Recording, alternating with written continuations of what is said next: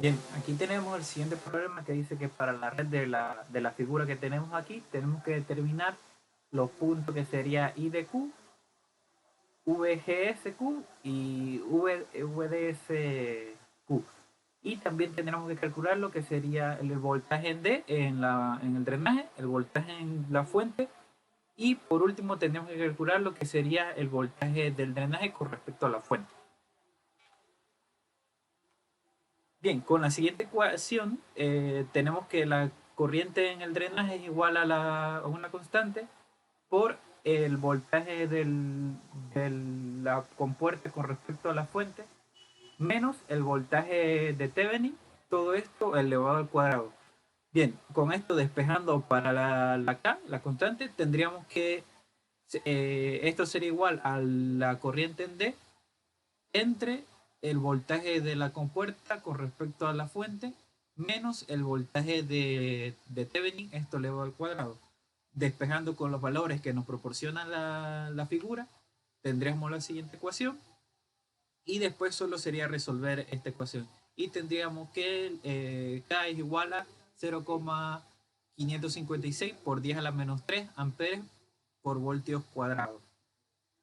Bien, teniendo esto en cuenta, tenemos la siguiente ecuación que nos serviría para poder graficar lo que sería la curva de la corriente del transistor en la gráfica. Bien, luego de esto tenemos que calcular la corriente en el drenaje cuando el voltaje en el drenaje por con respecto a la fuente sería igual a cero y tendríamos la siguiente ecuación. Después reemplazando los valores que nos proporciona la figura, tendríamos la siguiente ecuación y después solo resolviendo, haciendo los diferentes cálculos, tendríamos que la corriente en el drenaje es igual, cuando la corriente en el drenaje, cuando el voltaje del drenaje con respecto a la fuente es igual a cero, la corriente sería igual a 12,87 miliamperes. Luego de esto tenemos que calcular el voltaje del drenaje con respecto a la fuente, que esto sería igual al voltaje fuente, al voltaje de D, que esto es cuando la corriente en D es igual a cero. Por lo tanto, tendríamos que el voltaje del drenaje con respecto a la fuente sería igual de 22 voltios. Luego de esto, teniendo en cuenta los dos puntos que encontramos aquí de la corriente y el voltaje, lo ponemos cada punto en la gráfica y luego lo que hacemos es cursamos esta recta y luego con la ecuación, la primera ecuación que obtuvimos, aquí reemplazamos solo el voltaje de la compuerta con respecto a la fuente y tendríamos lo que sería el punto Q. Luego trazamos una recta desde el punto Q para tener las diferentes componentes del punto Q y tendríamos que la corriente I de Q sería igual a 8,25 miliamperes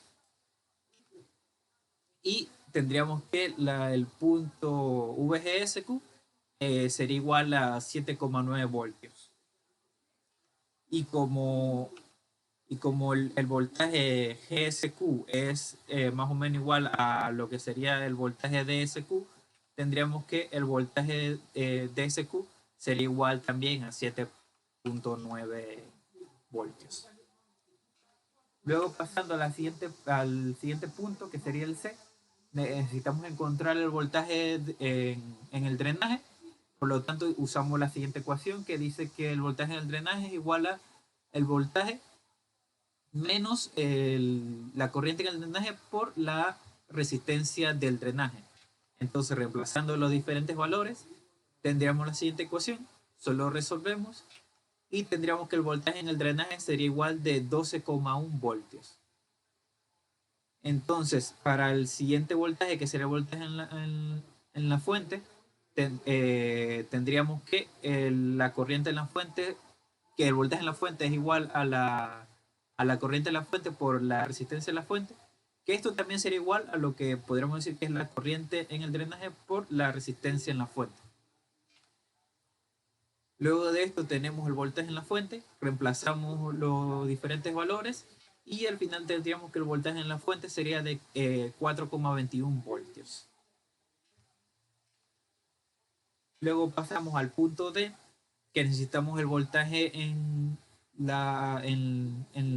drenaje con respecto a la fuente, que esto sería igual a la diferencia del voltaje del drenaje menos el voltaje en la fuente.